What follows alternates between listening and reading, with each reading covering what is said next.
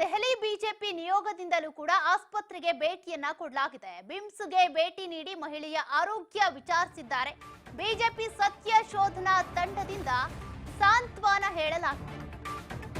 BJP ಕೂಡ ಈ ಅಮಾನವೀಯ ಕೃತ್ಯವನ್ನ ಬಹಳ ಗಂಭೀರವಾಗಿ ಪರಿಗಣಿಸಿದೆ. ಹಾಗಾಗಿ ಒಂದಷ್ಟು ಪ್ರತಿಭಟನೆಗಳನ್ನ ಕೂಡ ಮಾಡ್ತು. ಅದೇ ರೀತಿಯಾಗಿ ಬಿಜೆಪಿಯ ಕೇಂದ್ರ ಸಂಸದೆಯರ ತಂಡ ಕೂಡ ನಿಯೋಗ ಇವತ್ತು ಬೆಳಗಾವಿಯ ವಂಟಮೂರಿಗೆ ಭೇಟಿಯನ್ನ ಕೊಟ್ಟು ಅದೇ ರೀತಿಯಾಗಿ ಬಿಮ್ಸ್ ಆಸ್ಪತ್ರೆಗೆ ಭೇಟಿ ನೀಡಿ ಸಂತ್ರಸ್ತೆಯನ್ನ ವಿಚಾರಿಸಿದ್ದಾರೆ.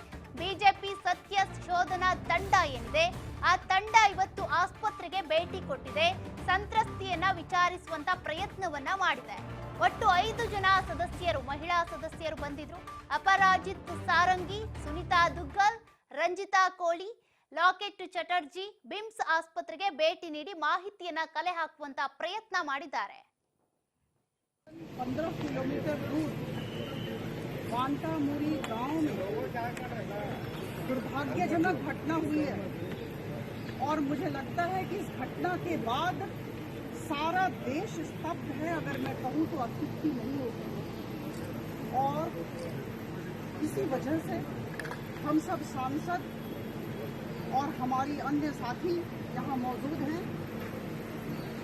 हमें आदरणीय प्रधानमंत्री श्री नरेंद्र मोदी जी और भारतीय जनता पार्टी के राष्ट्रीय अध्यक्ष श्री जेपी नड्डा जी ने प्रेषित किया है। वो चाहते हैं ये जानना कि स्थिति यहाँ क्या है और हम अनुसंधान करने आए हैं। हम देखना चाहते हैं कि इस परिप्रेक्ष्य में इस तरह की घटना हुई, विभत्स अगर मैं इसे कहूं तो मैं फिर से कहूंगी अत्युक्ति नहीं होगी। करीबन 1:30 बजे रात एक महिला जो असहाय है, अपनी बहन के साथ घर में है, 42 वर्ष की महिला, उन पर आक्रमण हुआ और करीबन 2.5 घंटे तक ಓರ್ವ ಮಹಿಳೆ ಮೇಲೆ ನಡೆದಿರುವಂತಹ ಈ ಆಕ್ರಮಣಕಾರಿ ಘಟನೆಯನ್ನ ನಿಜಕ್ಕೂ ಕೂಡ ಖಂಡಿಸ್ತೇವೆ ಅಂತ ಬಿಜೆಪಿಯ ನಿಯೋಗದಿಂದ ಬಂದಿರುವಂತಹ ಸದಸ್ಯರು ಕೂಡ ಅದನ್ನೇ ಹೇಳಿದ್ದಾರೆ.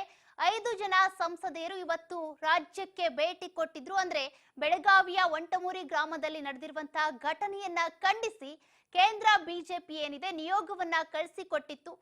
ಸಂತ್ರಸ್ತೆಗೆ ಸಾಂತ್ವನ ಹೇಳಿ ಮತ್ತೆ ಮಾಹಿತಿಯನ್ನ ಕಲೆ ಹಾಕಿ ಅಂತ ಈಗಾಗಲೇ ಕೇಂದ್ರ ಸರ್ಕಾರ ಕೂಡ ಈ ಒಂದು ಪ್ರಕರಣವನ್ನ ಗಂಭೀರವಾಗಿ ತೆಗೆದುಕೊಂಡಿದೆ.